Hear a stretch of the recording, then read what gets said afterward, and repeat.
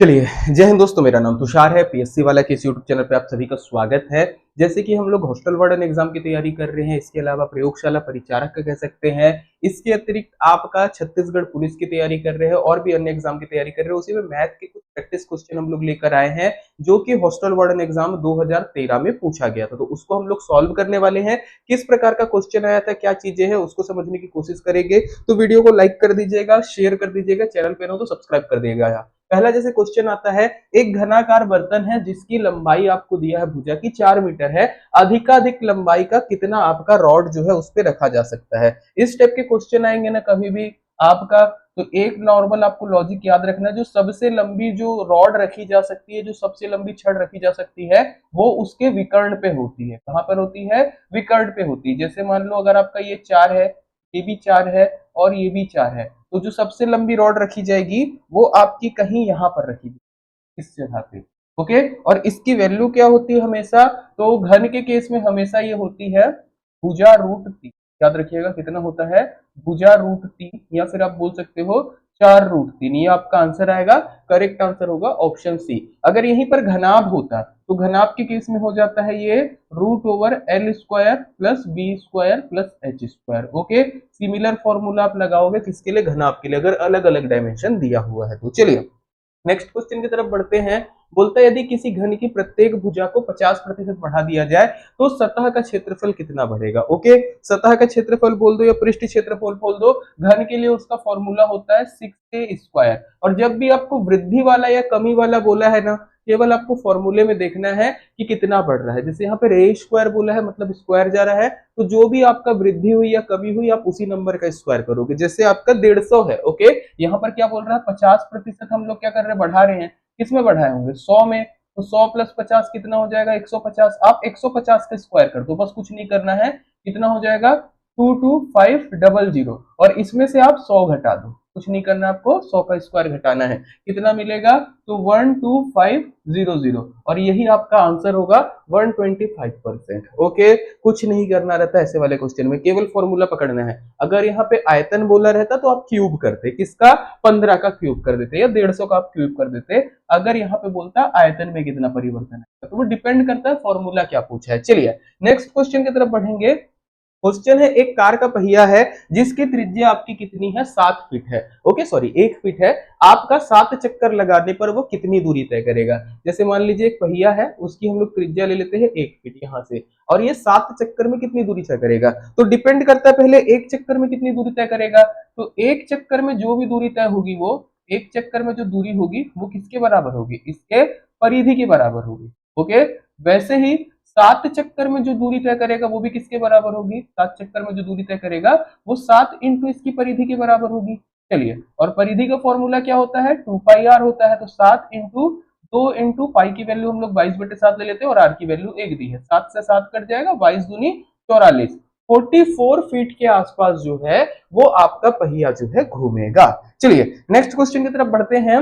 बोल रहा है एक व्यक्ति है जो 285 किलोमीटर की यात्रा ट्रेन तथा बस से 6 घंटे में तय करता है। यदि पहले बस से वो 40 किलोमीटर प्रति घंटे की स्पीड से गया, बाद में ट्रेन पकड़ा और 85 किलोमीटर की स्पीड से गया, पूरी दूरी तय की है, तो वह ट्रेन कितनी दूरी पर है आपको ये बताना है। इसके लिए हम लोग क्या करते हैं ना, एक छोटा सा डायग्राम बना लेते हैं जिससे थोड़ा सा समझने में हेल्प हो जाएगा। मान के चलिए पॉइंट ए से पॉइंट बी तक वो जा रहा है। ओके, और पॉइंट ए से पॉइंट बी की टोटल डिस्टेंस हमारे पास कितनी है? 285 किलोमीटर। ओके, अब क्या बोलता है वो? 6 घंटे की दूरी तय कर रहा है, टोटल 6 घंटे में जा रहा है। पहले बस से 40 किलोमीटर की स्पीड से गया और ट्रेन से 85। तो मैं क्या करता हूँ, पहले ट्रेन से ले लेता हूँ, और मान लेते हैं ट्रेन से वो कोई दूरी तय कर रहा है, वो कितनी की स्पीड से कर रहा है? 85 किलोमीटर पर आवर की। और मैं मान लेता हूं वो कितना चला है? x घंटा ये ट्रेन से तय चला है। और वैसे ही आपका बस से यदि बात करेंगे, तो बस से वो जा रहा है 40 किलोमीटर पर आवर की स्पीड से, और मैं मान लेता हूं ये कितना चला है? 6 माइनस x घंटा चला। किससे? आपका बस से। मैंने ऐसे क्यों माना? क्योंकि टोटल आपका 6 घंटे दूरी तय किया है, तो x घंटा यदि ट्रेन से चला है तो 6 माइनस x किससे चला होगा? बस से चला होगा। ओवरऑल इसके द्वारा जो भी दूरी तय की गई है, प्लस यदि मैं इसके द्वारा जो भी दूरी तय की गई है यदि जोड़ूंगा तो कितना मिलेगा? 285 किलोमीटर। तो दूरी का ही फॉर्मूला लगाना है। डिस्टेंस का फॉर्मूला हमारे पास क्या हो जाता है? डिस्टेंस इज इक्वल टू आपका हो जाएगा स्पीड इंटू टाइम। ओके, एक बार बस के लिए और एक बार ट्रेन के लिए। तो ट्रेन के साथ अपना कितना चलता है 85 इंटू एक्स, और वहीं पर आपका बस से चला है तो 40 इंटू 6 माइनस एक्स। ये वैल्यू किसके बराबर होगी आपका 285 के बराबर होगी। चलिए कर लेते हैं, 85x प्लस 40 इंटू 60 करेंगे 240 हो जाएगा, है ना। चलिए एक कैलकुलेशन हल्का सा हम लोग ले लेते हैं यहाँ पर। चलिए 4 छंग कितना हो जाएगा 240 और माइनस 40x बराबर कितना 285। अगर पक्षांतर करेंगे तो यहाँ पर बचेगा 45x बराबर 45, तो x की वैल्यू कितनी आएगी 1। तो वो ट्रेन से चल रहा है भैया 1 घंटा और बस से चल रहा है वो 5 घंटे। अब आपको बोल रहा है कि ट्रेन से कितना दूरी तय किया है, तो 85 किलोमीटर से 1 घंटा जाएगा तो कितना चलेगा 85 किलोमीटर। ये चला है वाया ट्रेन, और बस से वैसे ही चला है 5 घंटा 40 की स्पीड में। तो बस से कितना चला है 200 किलोमीटर वाया बस। आपसे पूछा क्या है ट्रेन से कितनी दूरी तय करता है 85 किलोमीटर। आप आंख बंद करके लगाएंगे। चलिए नेक्स्ट क्वेश्चन की तरफ बढ़ते हैं। नेक्स्ट क्वेश्चन है हमारे पास, एक बढ़ई है एक स्टूल को 67 रुपए 50 पैसे पर बेचता है तो 10% की हानि होती है। 82 रुपए 50%, 82 रुपए 50 पैसे में बेचने पर उसको कितने रुपए की हानि होगी या लाभ होगी। तो कैसे करेंगे, देखो पहले हम लोगों को सेलिंग प्राइस वन दिया है कितना 67 रुपीज 50 पैसा, लॉस हो रहा है हम लोगों को कितना 10% का। तो सीधा सीधा कॉस्ट प्राइस का फॉर्मूला हम लोग लगा सकते हैं। यहाँ पे क्या हो जाएगा सेलिंग प्राइस डिवाइडेड बाय जो भी लॉस है अपना इंटू 100। ओके, यहाँ पर क्या हो जाता है 100 माइनस लॉस परसेंट हो जाता है। चलिए करेंगे तो 67.50 बटे यहाँ पे हो जाएगा 90 इंटू 100। इसको यदि सॉल्व करेंगे 75 रुपए आ जाएगा हमारा क्या कॉस्ट प्राइस। तो वस्तु का क्रय मूल्य कितना है 75 रुपए है। अब यदि मैं उसको बेचता हूँ 85 रुपए में, सॉरी 82 रुपए 50 पैसे में, तो आपको बताना है लाभ होगा या हानि होगा। तो देखो ज्यादा बेच रहे हैं तो लाभ होने वाला है। देखो 75 में खरीदे 82 में बेचे लाभ होगा। और प्रॉफिट का फॉर्मूला क्या हो जाता है अपने पास selling price minus cost price divided by cost price into 100। ये लाभ का फॉर्मूला हो जाएगा 82.50 माइनस आपका 75 डिवाइडेड बाय 75 इंटू 100। ये करेंगे आई थिंक इस पे 10% के बराबर हम लोगों को क्या मिलेगा लाभ मिलेगा। करेक्ट आंसर क्या आएगा ऑप्शन बी हो जाएगा 10% का लाभ। चलिए आते हैं नेक्स्ट क्वेश्चन में। ये इंपॉर्टेंट है, बोलता है यदि किसी वृत्त की त्रिज्या 1 सेंटीमीटर बढ़ा दी जाए और तो नई परिधि और नए व्यास का अनुपात कितना होगा। देखो बोल क्या रहा है नई परिधि नए व्यास का अनुपात कितना होगा। हर बार आपका वृत्त के बारे में यदि बात करेंगे परिधि और व्यास का अनुपात आपका π/1 रहता है। कैसे नॉर्मली आप समझिएगा, कोई भी लॉजिक नहीं है, सब फर्जी डाटा है, जाने दो। आपका परिधि का फॉर्मूला क्या होता है 2πr, और वहीं पर अगर व्यास की फॉर्मूले की बात करेंगे तो व्यास हमेशा आपका होता है 2r, क्योंकि त्रिज्या का 2 गुना होता है। अगर दोनों को आप रेशियो पे रखते हो तो देखो 2 से 2 जाएगा, r से r जाएगा, हमेशा बचेगा क्या π/1। अब ये आपके हर एक डाटा के लिए सेम रहने वाला है, कोई भी डाटा आपका चेंज नहीं होगा। चाहे आपकी त्रिज्या 1 सेंटीमीटर बढ़ा दो, 2 सेंटीमीटर बढ़ा दो, 10 सेंटीमीटर बढ़ा दो या कम कर दो। फॉर एन एग्जांपल मान लीजिए पहले मेरी त्रिज्या कितनी थी 100, ओके, अब मैंने क्या किया त्रिज्या को बढ़ा दिया 101, तो मेरी परिधि क्या हो जाएगी 2 पाई इंटू 101, और व्यास कितना हो जाएगा 2 इंटू 101। ये डाटा ऑटोमेटिक कट जाते हैं, हर बार π/1 ही आपका रेशियो आएगा, ये चीज ध्यान रखिएगा। चलिए नेक्स्ट क्वेश्चन पे बढ़ते हैं। बोल रहा है एक चित्र है जिसमें ए बी बराबर ए सी दिया है, मतलब ये भुजा जो है इसके बराबर है, और एंगल एबीसी की वैल्यू दिया है, एंगल एबीसी की वैल्यू आपको दिया हुआ है 50 डिग्री। एएम जो है बीसी पर लंब है, एएम जो है इस बीसी पर लंब है 90 डिग्री पे है। आपको बताना है एंगल एम ए बी की वैल्यू कितनी है, ये वाला एंगल कितना होगा ये आपको बताना है। चलिए कैसे कर सकते हैं ध्यान से देखिएगा, ए बी बराबर ए सी और एंगल एबीसी बराबर 50 डिग्री दिया है। अगर ये भुजा 50 डिग्री पे है, ओके, मतलब ये कोण 50 पे और ये भुजा बराबर है, अब इसके सामने का कोण है तो सेम इसके सामने का कोण, दोनों भुजा बराबर है, तो ये भी क्या हो जाएगा आपका 50 डिग्री का हो जाएगा। ओके, एकदम बेसिक क्वेश्चन है, आराम से बन जाएगा। अगर ये 50 डिग्री का है तो ये भी 50 डिग्री का होगा। अब त्रिभुज की प्रॉपर्टी पता है, त्रिभुज के तीनों अंतः कोणों का योग कितना होता है 180 डिग्री, तो ये 50 50 100 हो गया, तो ये कितना होगा एंगल बीएसी, मैं ध्यान से देखिएगा एंगल बीएसी की बात कर रहा हूं, ये आपका हो जाएगा कितना या 40 डिग्री है ना, 50 50 100 और 100 प्लस 40 प्लस 40 80 प्रिंट हो रहा है।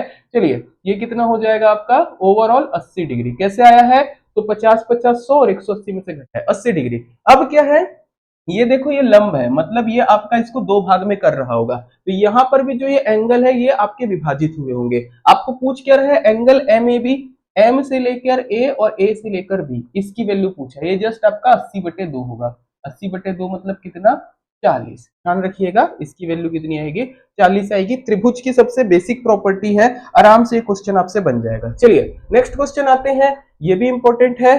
तीन पहिए के बारे में बोल रहा है, 1 मिनट में 20, 30 और 40 चक्कर लगाते हैं। यदि वे किसी विशेष स्थान से चक्कर प्रारंभ करे तो पुनः उसी स्थान पे कितने समय में या कितने देर में आ जाएंगे। देखो अब क्या है, ये 1 मिनट में लगा रहे हैं इन लोग, कितने, 20 चक्कर, ओके, आपका 30 चक्कर और 40 चक्कर।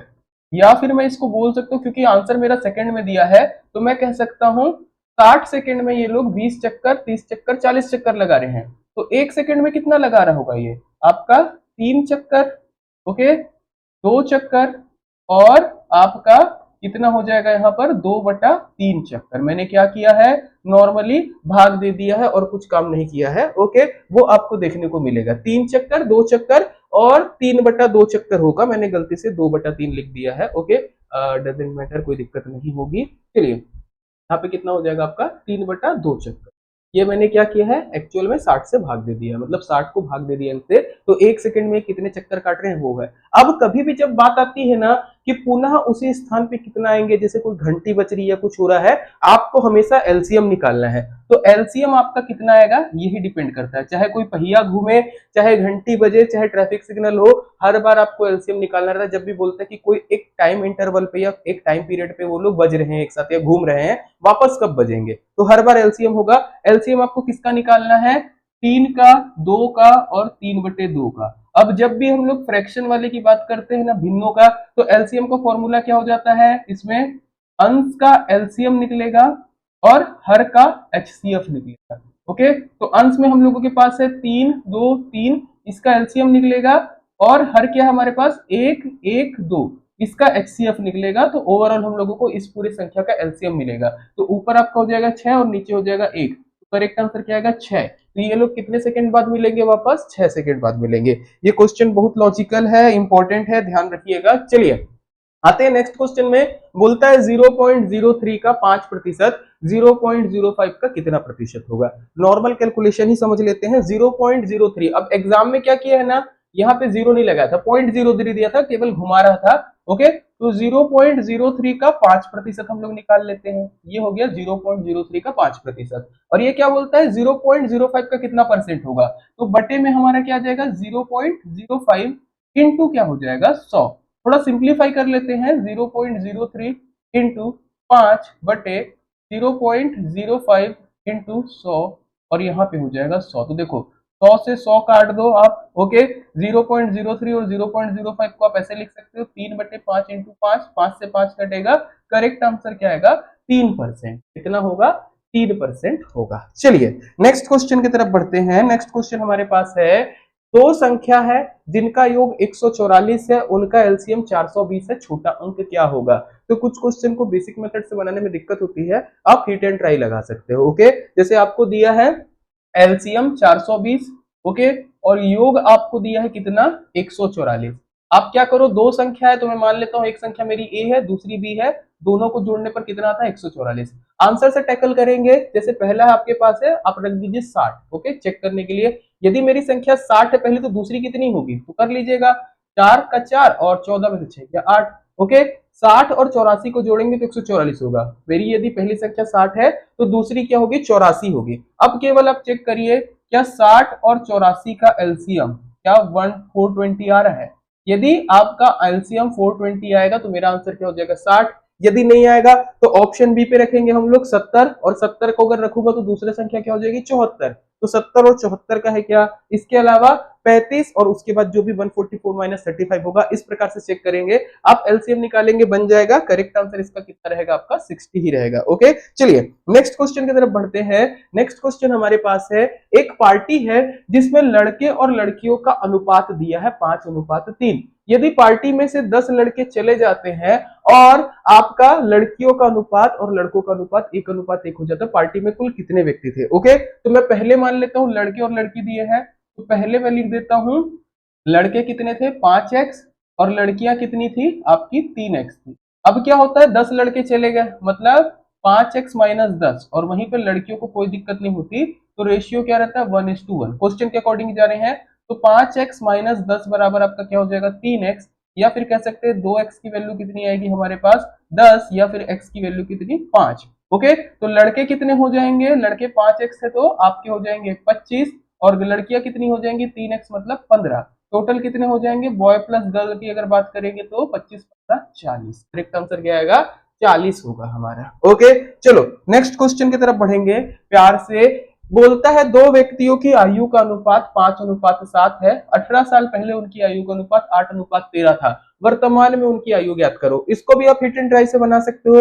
वर्तमान में आप पहले चेक करिएगा आयु का अनुपात 5:7 किसमें किसमें है। लगभग ऑप्शन में सभी में है। आप सब में से 18 माइनस करो और चेक करो कि अनुपात 8:13 किसमें आ रहा है। जिसमें भी आएगा वो होगा। बेसिक मेथड से कैसे करेंगे, मान लेते हैं वर्तमान आयु एक व्यक्ति की कितनी है 5x और दूसरे की कितनी है 7x। ओके, चलिए 18 साल पहले की आयु का अनुपात क्या बोलता है 8:13। तो अभी अगर ये 5x साल का तो 18 साल पहले कितना होगा 5x माइनस 18, बस ये कितना होगा 7x माइनस 18 और इनका अनुपात कितना मिलता है हम लोगों को 8:13। तिर्यक गुणा करेंगे तो 13 पंचे 65x माइनस 13 सत्ते 91, 13 अट्ठे 104 होता है, 13 एकम 13 10 23। ओके, 234 इधर करेंगे तो 8 7 56x माइनस 144। यदि आप इसको सॉल्व करोगे तो 65x माइनस 56x बराबर आपका क्या हो जाएगा 234 माइनस 140, या फिर आप बोल सकते हो 9x बराबर 90। तो x की वैल्यू आपको कितनी आएगी 10 आएगी। ओके, तो वो व्यक्ति जो है वर्तमान में एक होगा आपका 5x10 साल का और दूसरा होगा 7x10 साल का, मतलब कितना 50 और 70। करेक्ट आंसर क्या आएगा ऑप्शन डी। ओके, चलिए नेक्स्ट क्वेश्चन की तरफ बढ़ेंगे। नेक्स्ट क्वेश्चन अपने पास आता है एक सीधी रेखा एक वक्र को काट सकती है। Okay, straight line can cut a curve in. Okay, no point, one point, more than one point या any of the above. Okay, ध्यान से समझिएगा, इस पे हम लोगों का दो आंसर जो है वो हो सकता है। इसको मैं समझाने की कोशिश कर देता हूं। जैसे एक मेरा ये कर्व ले लिया। ओके, अब ध्यान से देखिएगा ये कर्व है और एक सीधी रेखा हम लोगों ने खींची। ओके, जो रूल बोलता है अगर वो टेंजेंट लाइन है, ओके, अगर वो टेंजेंट लाइन है तो एक पॉइंट पे ही काटेगी कभी भी। बट यदि वो आपका कॉट है, ओके, कुछ इस तरीके से काटने वाली है तो वो 2 पॉइंट से भी काट सकती है। ओके, तो मोर देन 1 पॉइंट में आंसर हो सकता है, बट यहाँ पे 2 पॉइंट नहीं दिया। कभी भी कोई भी रेखा किसी कर्व को 2 पॉइंट मैक्स टू मैक्स काट सकती है, 2 से तीसरा पॉइंट नहीं होगा। अभी मोर देन 1 पॉइंट में आपका बहुत सारे ऑप्शन हो जाएंगे, तो करेक्ट आंसर अगर आपको लगाना रहेगा आप 1 पॉइंट लगाएंगे। ओके, क्योंकि जनरली वो मेरे ख्याल से यही क्वेश्चन। ओके, आते हैं नेक्स्ट क्वेश्चन पे। बोलता है एक समांतर चतुर्भुज एबीसीडी है, उसके अंदर एक त्रिभुज है ए एम बी। ओके, अगर इसका जो क्षेत्रफल है त्रिभुज ए एम बी का, ये वाला एरिया, ये शेडेड एरिया अगर मान के चलिए x है और समांतर चतुर्भुज का क्षेत्रफल जो है पूरा y है, आपको बताना है रेशियो क्या होगा। क्लास 9th का मैथ है, कभी भी इस चीज को ध्यान रखिएगा। अगर कोई समांतर चतुर्भुज है, ओके, ये समांतर चतुर्भुज है, इसके अंदर यदि कोई त्रिभुज है जो कि इसकी दो भुजा को छू रहा और ऊपर छू रहा है, कैसे भी बना हो, इधर बना हो या फिर आपका इधर बना हो, ओके, या ऐसे बना हो या फिर बीच से ऐसे गया हो, कभी भी अगर आपका जो त्रिभुज का क्षेत्रफल होता है वो समांतर चतुर्भुज के क्षेत्रफल का आधा होगा। तो यहां पर यदि आप बात करोगे समांतर चतुर्भुज का क्षेत्रफल यदि y है और मैं लिखता हूं x, तो आपका y हमेशा 2 होगा और x हमेशा क्या होगा 1 होगा। याद रखिएगा, त्रिभुज का क्षेत्रफल समांतर चतुर्भुज के क्षेत्रफल का आधा होता है उसके अंदर वाले के। ओके, ये ध्यान रखिएगा। ये आप ऐसे बोल सकते हो आपके समांतर चतुर्भुज के अंदर जो है दो सर्वांगसम त्रिभुज मिलते हैं। तो आपका पूछा क्या है, समांतर चतुर्भुज का क्षेत्रफल है, तो x:y पूछा है, तो x:y आपका क्या होगा 2:1 होगा। यह ध्यान रखिएगा, x:y आपका क्या होगा 2:1 होगा।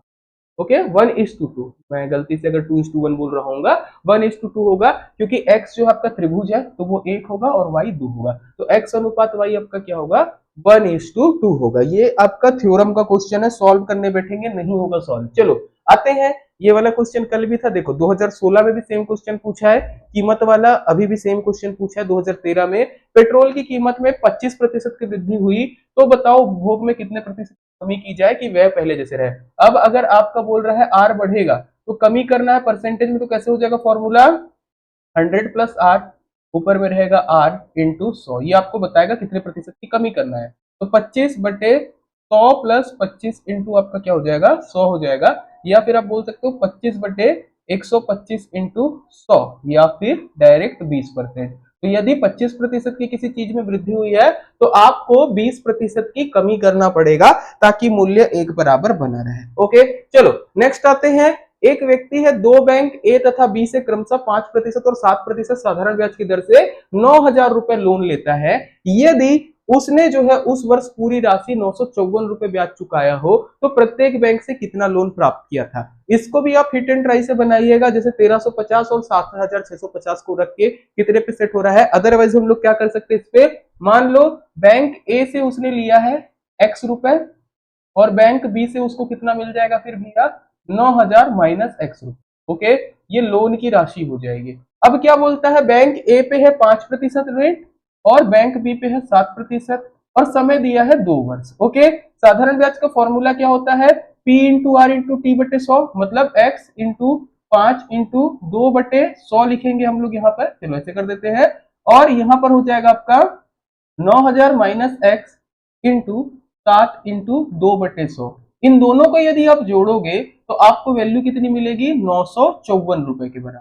ओके, आप फर्दर अगर सोल्व करोगे आपका आंसर जो है वो 7,650 रुपए ए से और 1,350 रुपए बी से मिलेगा। ओके, थोड़ा लेंथी क्वेश्चन है, वीडियो लंबा हो जाएगा इसलिए मैंने ऐसे ही बता दिया, इसको आप सॉल्व कर लीजिएगा। ठीक है, चलो आते हैं नेक्स्ट क्वेश्चन है, एकदम बेसिक है। देखो पूछ रहा है दिया गया चित्र क्या है। अब दिए गए चित्र को आप थोड़ा सा बस 180 डिग्री रोटेट कर दो, आपको दिखेगा ये क्या है, समलंब चतुर्भुज। खास बात क्या होती है समलंब चतुर्भुज की, दो भुजाएं आपकी हमेशा क्या होंगी, समांतर होंगी, और दो भुजा क्या होती है, प्रतिच्छेद। ओके, चलो नेक्स्ट क्वेश्चन पे आते हैं। एक बोल रहा है किसी घनाभ की लंबाई और चौड़ाई में 20% की वृद्धि की जाती है और उसकी ऊंचाई में 15% की कमी की जाती है, उसके आयतन में कितने प्रतिशत का परिवर्तन करे, मतलब आपका कितना प्रतिशत का परिवर्तन होगा। लंबाई चौड़ाई में 20% आपने बढ़ाया, जैसे लंबाई मान लो पहले 100 थी तो 120 किया, चौड़ाई 100 थी तो 120 किया, और उसके बाद उसकी ऊंचाई अगर आपकी 100 थी तो उसको आपने कितना किया है, 85 किया है, 15% कम किया है। तो ओवरऑल ए वॉल्यूम में क्या डिफरेंस आएगा आपको बता। ओके, एकदम बेसिक क्वेश्चन है, ट्राई करिएगा, बन जाएगा। अगर नहीं समझ में आएगा तो भी बताइएगा कमेंट में, मैं नेक्स्ट वीडियो पे इसको सॉल्व करवा दूंगा। अदरवाइज आप इसका आंसर लगाएंगे कमेंट पे। तो इतना रखते हैं आज के लिए, बाकी हम लोग कल मिलेंगे। Thank you.